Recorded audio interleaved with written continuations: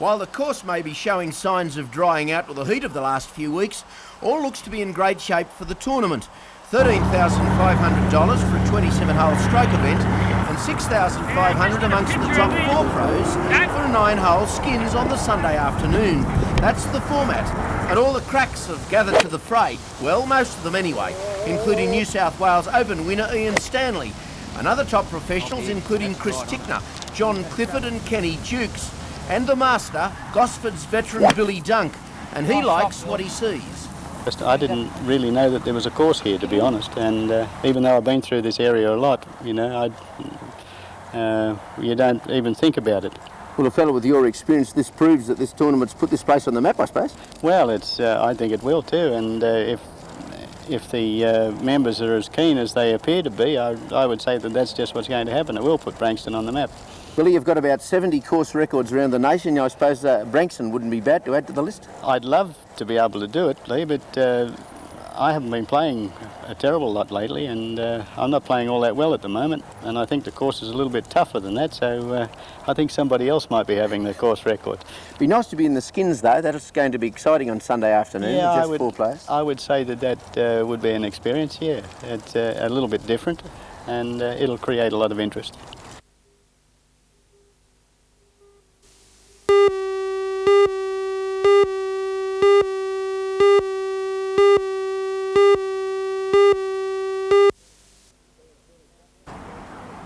In fairly tough conditions. What was it like playing out there today? I think this is probably the windiest day we've had, and I feel sorry for the guys this afternoon because it's getting a little bit stronger and the greens are starting to get a little bit bumpy because being a 9-hole golf course, it's getting a lot of traffic.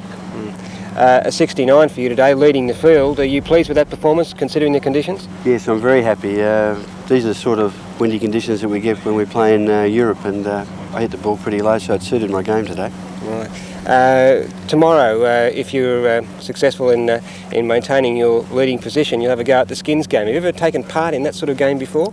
No, it's similar to match play, where when we had that match play championship down in Melbourne early this year, and you can attack a lot more, and it'll be interesting. There'll be a lot of birdies, especially on this golf course.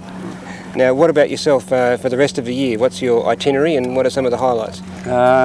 Hopefully highlights will be winning, but this year I'm going to Japan in May. The tournament's up there because the Australian dollar's not that good. They're playing for $400,000 each week, so that's a lot of money. So I'll be there for 4 weeks, then over to the British Open, and then back into Japan in September, and then the Australian circuit starts in October. So it's a pretty hectic year, and a lot of our boys are doing the same thing, so hopefully some Australians can start making some money.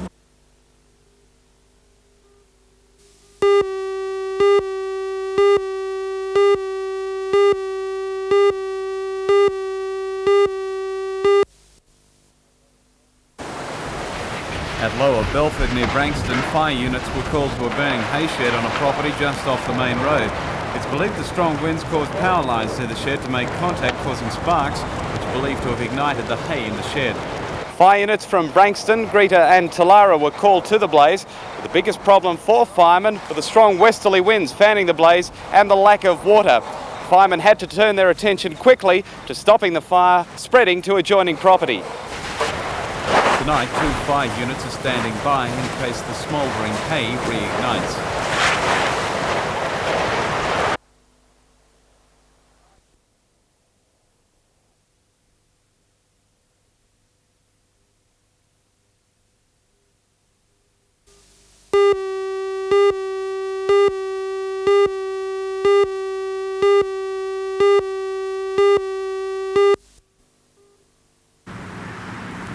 Eighty of Australia's top professional golfers and 20 of the Hunter's leading amateurs are taking part in the 2-day event in aid of the New South Wales Multiple Sclerosis Society. Today's play consisted of an 18-hole Pro-Am, with the top 50 professionals going through to play a further 9 holes tomorrow morning and have a chance to share in the $13,500 prize money. The top 4 finishers in that round go through to the $6,500 skins tournament tomorrow afternoon. Organiser John Thomas says despite the searing conditions for today's play, he's hoping for a large crowd for the climax to the tournament, the skins competition. We hope that the weather will be better tomorrow, and certainly there's going to be extreme interest in the skins. We're set up on the course to cater for much more than are here today.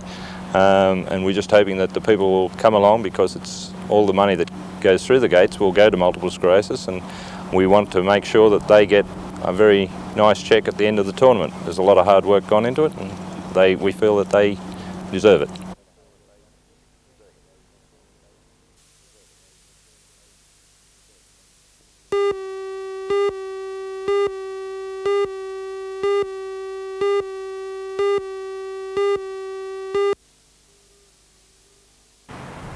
This man, Ian Stanley, won the stroke event over 27 holes and took the lion's share of the $13,500.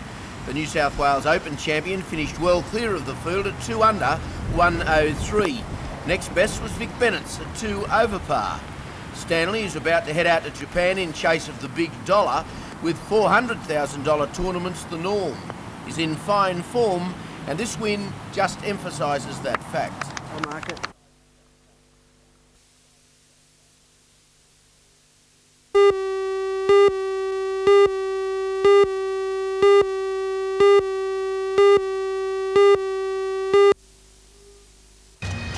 Now in its 100th year, the Wallsend Soccer Club celebrated its return to the First Division of Northern Soccer with a match involving many former players. But it was also a sad occasion, a goodbye to the famous Crystal Palace ground, which within days will be bulldozed to make way for a supermarket complex.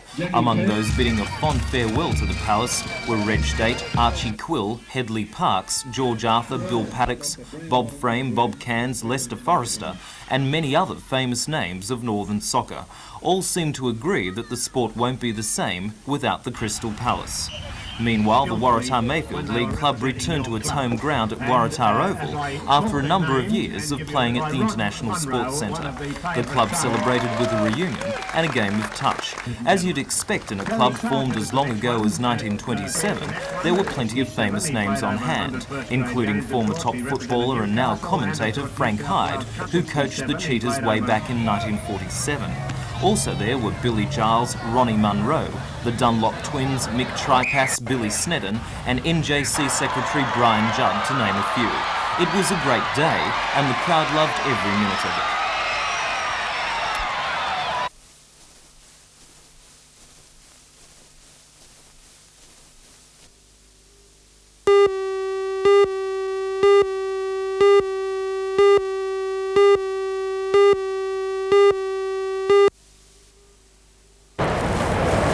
Saturday, fire ripped through this hayshed on a property at Lower Belford near Branxton. The intense heat of the blaze buckled the aluminium building and destroyed more than 3,000 bales of hay and fodder. Several pieces of machinery in the shed at the time were also damaged in the fire. Insurance assessors are compiling a list of property destroyed in the fire, and the damage bill is expected to run into tens of thousands of dollars. Work crews today repaired fallen power lines and trimmed a number of trees near the overhead lines. No cause for the fire has been determined at this stage, but it's believed the shorting out of overhead power lines may have been a contributing factor.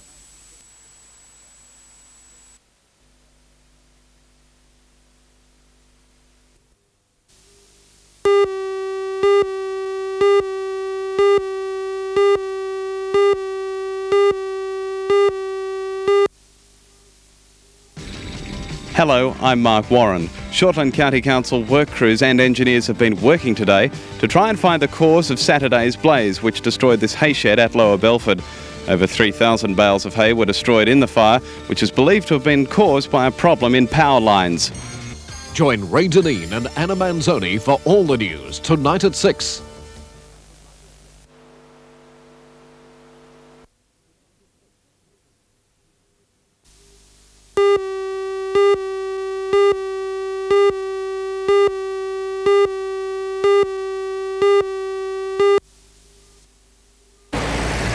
In a bid to tackle the problem and present a united front, a group of businessmen on the Central Coast want to set up a small business council.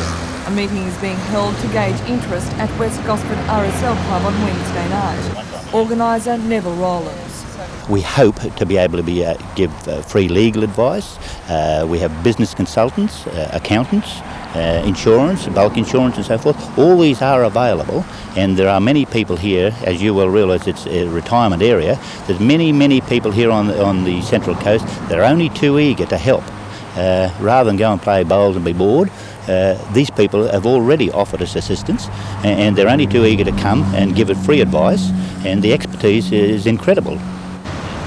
Mr. Rollins, who owns a security firm, says the hardest hit have been the small retailers, many of whom, in order to compete, have decided to move to the one-stop shopping centres. It's there with the higher rents and the large retailers in the same complex that the shopkeepers begin to feel the pinch, and their predicament filters through to other businesses. Professor of Management at Newcastle University, Alan Williams, says government handouts won't help these struggling businessmen, but management training will. The major means of helping small firms is to try and redress what has been, for a fair number of years now, been negative discrimination against smaller firms in terms of greater assistance with management training.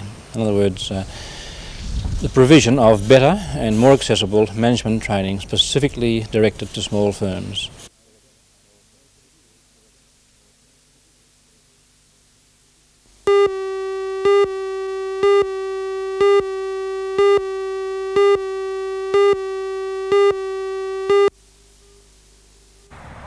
In the hands of coach and former Australian international Johnny King, the Newcastle team last night looked fit and determined.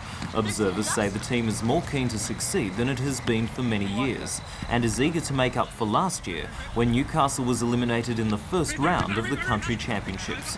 The difference this time is the injection of several new young players. The forwards have more power this year with the combination of John Farrer, Mark Brockenshire, Phil Williams, Tony Keevil and captain Chris Cummings.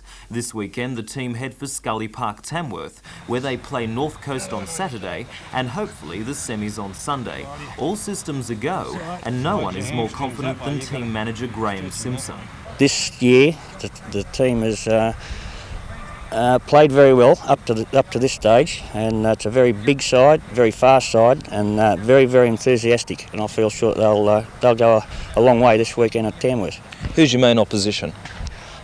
Well, the two sides that we're playing, North Coast and Northern Districts, they're both very hard sides, and they've got a lot of good players, and both sides will be very, very hard to beat.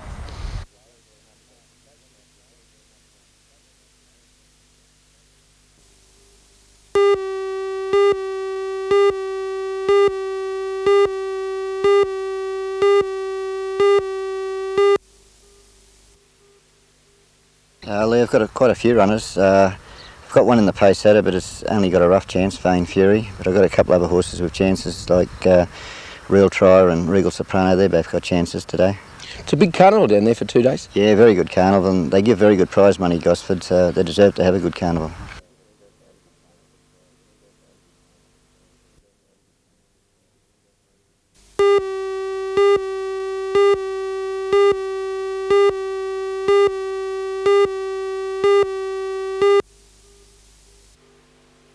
A very good carnival, and they give very good prize money, Gosford, so they deserve to have a good carnival.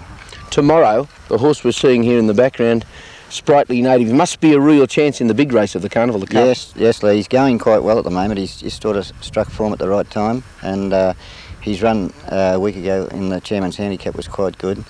And he is the Metropolitan winner, so I think with 52 on his back, he's got a good chance. You're happy with him with 52, aren't you? Yes, well, he carried 50 when he won the Metrop, and he's got Robert Thompson's riding tomorrow, and he knows the horse, so I think he should run well. Well, Tomo rode him here when he ran fourth in the Newcastle Cup last year, so right. He's a horse with the ability to go the distance. Yeah, so he can run further than that, probably. That's the only thing probably that's not in his favour, is the distance. He probably wants a little bit further, but he has ran second in the Guineas at Gosford, so he knows the track, and I think he'll run quite well. He's won $250,000, so he's handy. Yeah, quite good. Yeah. Satin Sands won the similar amount, Max. Yeah, both won about $250,000 each, yes. A couple of good horses. Nice horses to have, Lee. We still had a couple more of them.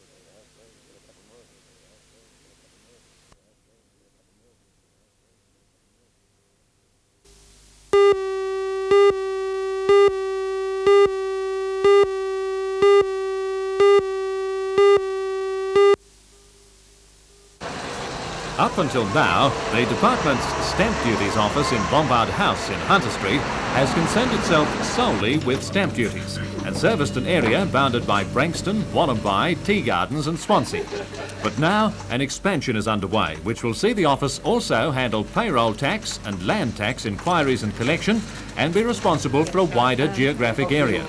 According to the Deputy Secretary of the Finance Department, John Isaacs, 5,000 land taxpayers and 1,500 payroll taxpayers will now be able to deal directly with the department. It'll mean that they will benefit from face-to-face discussion with our people. Any matters or queries which they have, they'll now be able to deal directly here in Newcastle rather than go through the process in Sydney. And eventually this office will handle a far greater area than it does at the moment. That's right. This is the first step. What we intend to do is to enable taxpayers from Gosford to the Queensland border to deal through the Newcastle office, but that's going to be something we'll develop over the next 9 to 12 months. Are we talking about any major increases in employment here?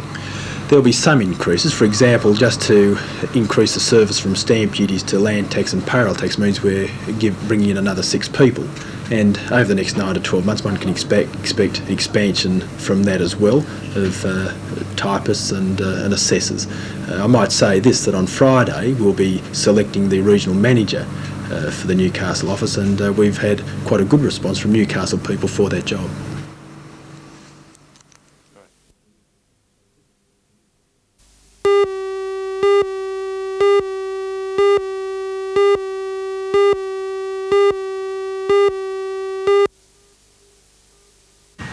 To explain the changes to water treatment, the Water Board held a press conference at the Grahamstown Tomago pumping station. The changes start here, where in the past water was chlorinated to kill any bacteria. However, the sterilising effect of chlorine wore off after a time in reservoirs, or after being pumped a long distance. To provide continued protection against bacteria, the Water Board will, over the next week, phase in ammonia to the supply. Ammonia and chlorine form chloramides, which will remain effective for much longer. The process is called chloramination and has already been successfully used in the Chichester Dam supply for the last 2 years. There are only 2 problems with the method. The water is not safe for fish tanks unless it is left to stand for at least 24 hours. Alternatively, the water can be treated with a dechlorinating agent or passed through a carbon filter. As well, swimming pool owners may have to alter the amount of chlorine they add to their pool water. Most people, however, will not be affected by the change.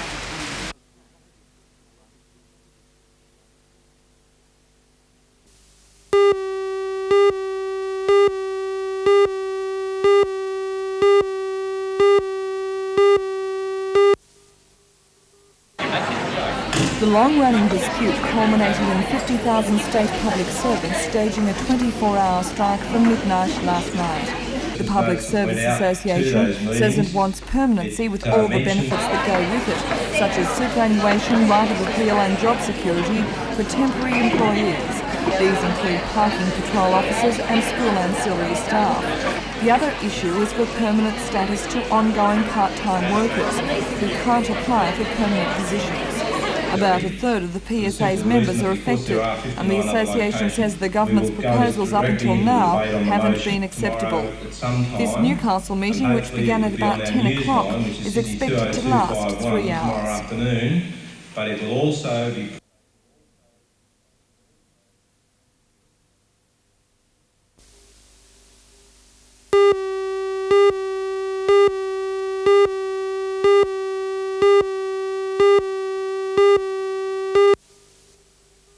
The summit was established 3 years ago with representatives from unions, employer groups and councils from throughout the Hunter. Its aim, simply to create jobs and enhance social and community development. Topics on today's agenda included the operation of the Hunter Region Enterprise Agency, the launching of the region's Arts Association, the work of the Submarine Task Force and the formation of the Hunter Social Development Council. The Development Council will look especially at the efficient use of community resources to improve the region's quality of life.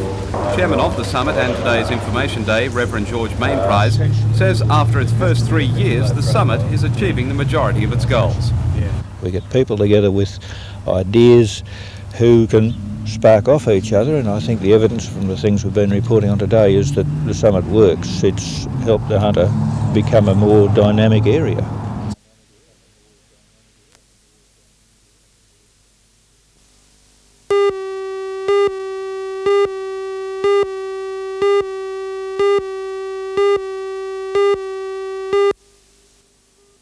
by the number of visitors. In State Something Parliament like this week, Jack 7,000 Hallam last fielded year, several over 2 questions on the days, and even possible with the bad takeover weather, of the Grain we're Handling expecting around Authority by about Elders 10,000. IXL. Jack Hallam says the question of the authority's future is not one of privatisation, but one of rationalisation. He says the government is looking into a more streamlined operation in country areas, with emphasis on centralised storage facilities.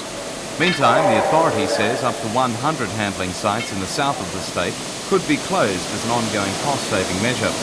According to the authority, this will significantly reduce the costs to the grower by eventually lowering charges. The review of the authority's operating costs is closely linked to a study being carried out by the State Transport Study Group. The group is using computer models to measure the variables involved in the complex grain chain, that is, getting the grain from the farm and onto the ship for export. Overall, the authority looks set to control the immediate future of the grain handling trade, but under a more streamlined operation.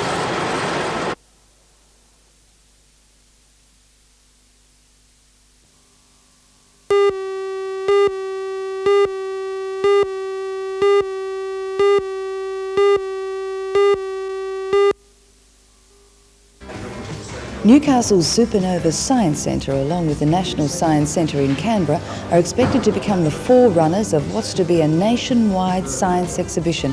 That is, if the interim director of the Science Centre in Canberra has his way. Join Ray Deneen and Anna Manzoni for all the news tonight at 6.